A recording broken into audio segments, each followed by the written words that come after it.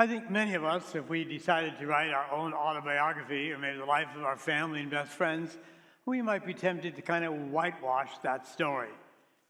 Put in that story only the good things that we've done, all the good things that go on in our life, and so on. It'd be a partial story, but not totally correct. That's why I think the Gospels are so true, so right on, because they tell us about the good things that the apostles did, but also the bad things. So they're pretty honest. You know, Matthew and Peter were good friends. Matthew wrote today's gospel section, and he could have whitewashed out Peter's mistakes and said, no, they didn't happen. But he tells us all the good things that Peter did and all the bad things. For example, the good thing, last Sunday we heard that when Jesus asked, who do people say that the Son of Man is? Peter said, you are the Christ, the Son of the living God. Because of that declaration of faith, Jesus said, blessed are you, Simon. I'll give you the keys of the kingdom of heaven. He made Peter head of all the apostles, all the church, whom we now call the first pope. Now, in that same chapter of Matthew, in the same conversation, like 10 minutes later, Peter tries to stop Jesus from the plan of the Father, to suffer and die and rise again. So instead of Jesus saying, blessed are you, Simon, he said, get behind me, Satan, you're an obstacle. Wow. Calling Peter satanic for trying to thwart God's plan.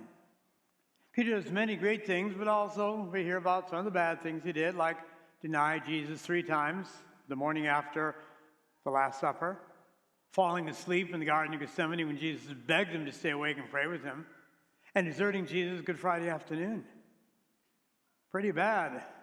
But Peter did great things too, the head of the church, preaching the gospel all over the Mediterranean world. How fickle was Peter? Sometimes good, sometimes bad. But isn't that true of all of us too? How fickle we are at times. You know, we're not always perfect individuals. It'd be nice to be that way, but we make mistakes now and then. Even in the course of one day, you can do some good things and some bad things. An example I hear about once in a while, not every Sunday, but once in a while, is people are here in church on Sunday. And they're holy, and they're singing, and they're responding, and they're going to communion.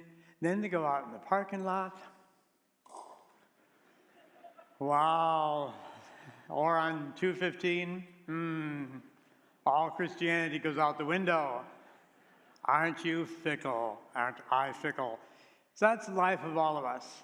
It's nice to say that we are perfect, but we're not going to talk about that being one of our crosses, is that we are imperfect. But what about Jesus suffering and dying? How horrible that was. But as we heard in the first reading, Jeremiah said the same thing happens to me and to all the prophets, Isaiah and Ezekiel and so on. The prophets of old of the Jewish history were ridiculed, imprisoned, thrown down wells, expelled, and so on. The law of the prophecy was not an easy one. Yet, as we heard Jeremiah say, I can't stop the mission that God has called me to. It's like a fire burning in my heart. And that happens even today. We have great prophets in our own time. 1948 in India, Mahatma Gandhi, assassinated for trying to establish independence for that country. 1968 in our own country, Martin Luther King Jr.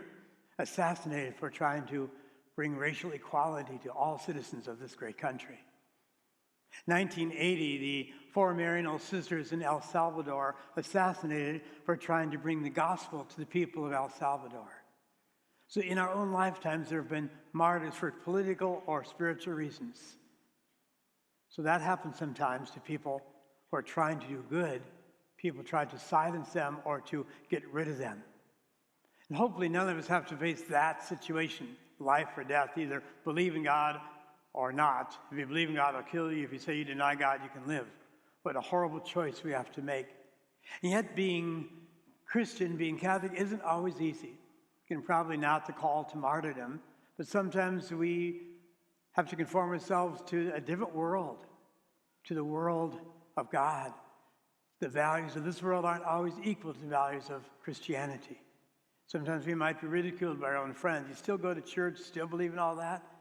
So sometimes maybe a spiritual martyrdom in a sense. But we must be strong. We must be strong. That's where those people I mentioned, and most of all, Jesus Christ. Now, as far as taking up the cross, what does that mean? Jesus said, take up one's cross, take up your cross. He didn't say take up a cross, like find some cross to carry. In fact, in some ages of our Christian history, people thought they had to do that. You know, they slept on beds of glass, cut glass, to have a miserable evening sleep. They wore hair shirts so it would prick their skin and irritate them. They'd be itchy and scratchy all day. They would whip themselves. They would cut their ankles. That's masochistic. That's not Christian in any way. We don't need to find crosses in our lives. We have enough crosses of our own. And I believe there's one cross that belongs to all of us, and that's that we are human. We are imperfect. We are flawed. We don't have all the answers. And how frustrating it is at times when I realize that.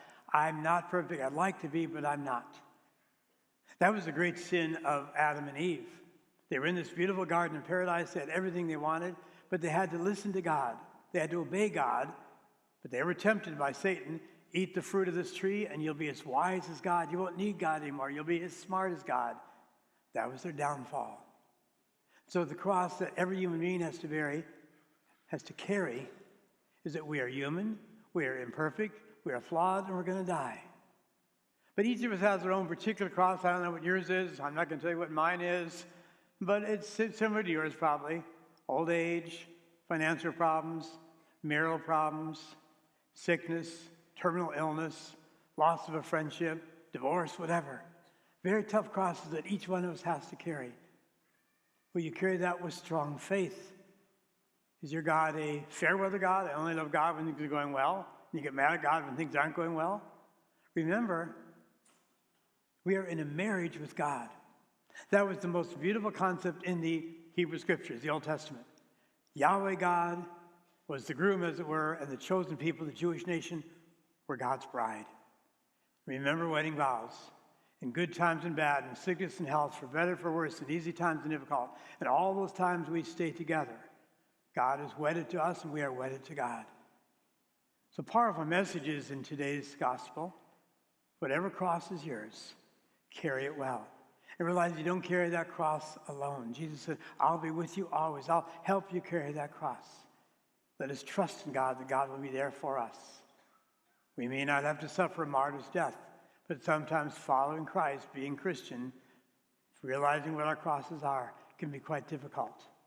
But God promises, I'll be with you always, and one day I'll be with you, or you'll be with me forever in eternal life.